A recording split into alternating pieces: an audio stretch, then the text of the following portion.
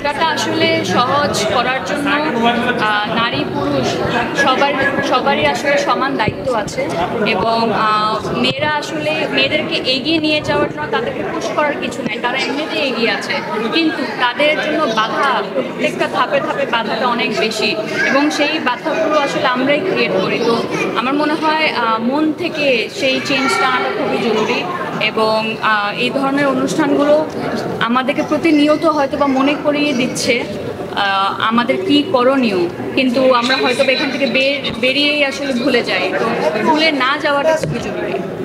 আপনার media section কাজ শুরু আপনার হাত ধরেই যাত্রাটা শুরু এবং একটা দুটা কাজ দিয়ে অ্যাওয়ার্ড পাচ্ছে।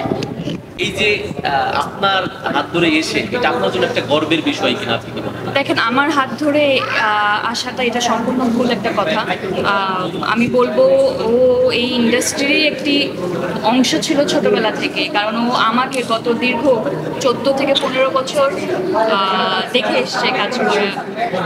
আমি কাজ করছি এবং ওর কাজের অফারগুলো এসছে অনেক আগে থেকে, কিন্তু আমাদেরই মনে হয়েছিল আরেকটু সময় নেওয়া উচিত, পড়াশোনা আছে সব কিছু মিলিয়ে।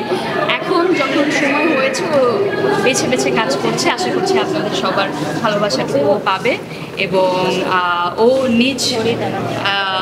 নিজ যোগ্যতায় এগিয়ে যাবে।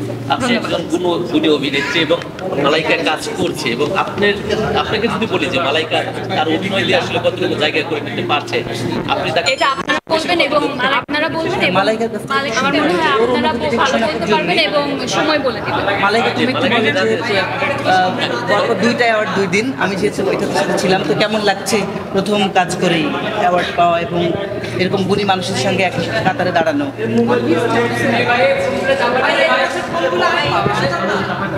আমার প্রথম কাজের জন্য অ্যাওয়ার্ড পেয়েছি আজকে মানুষদের সামনে, নারীদের সামনে আমি দাঁড়িয়ে স্টেজে শেয়ার করেছি। কোনো দায়বদ্ধতা কি বাড়ে মানে পুরস্কার পেলে, যে আরো ভালো কাজ করে দেখাতে হবে, এই যে প্রাপ্তি? চাই আমি যেহেতু ভালো আরো কাজ দিতে পারি, আমি চাই। আর মেহেদবিন আপুর কাছে একটা প্রশ্ন, যে জাস্ট কালকেই লাক্সের একটা বিজ্ঞাপন এসেছে, সেখানে আমরা আপনাকে, জয়া আহসানকে এবং রায়হান সম্মানটুকু দিচ্ছেন। আজকে যাদের সাথে আমি স্টেজটা শেয়ার করেছি তারা নিজ নিজ জায়গায় অনেক অনেক সাকসেসফুল এবং এটা আমার জন্য অনেক বড় একটা পাওয়া। একই সাথে এটা আমার বোনের জন্য অনেক বড় একটা পাওয়া। ও মাত্র ইন্ডাস্ট্রিতে জয়েন করেছে এবং এখন পর্যন্ত একটা দুটো কাজই করেছে। সেই জায়গা থেকে ও এতটা এই ইন্ডাস্ট্রির সবার এতটা ভালোবাসা পাচ্ছে, এটা অবশ্যই ওর জন্য অনেক বড় একটা পাওয়া। এবং স্বর্ণলতাকে অনেক অনেক ধন্যবাদ আমাদেরকে এখানে ইনভাইট করার জন্য। এখানে এসে ইন্ডাস্ট্রির অনেক মুখদেরকে দেখতে পেলাম এবং ডলফুল ম্যামকে দেখে আরও বেশি ভালো লেগেছে, কারণ তার সাথে আমার সম্ভবত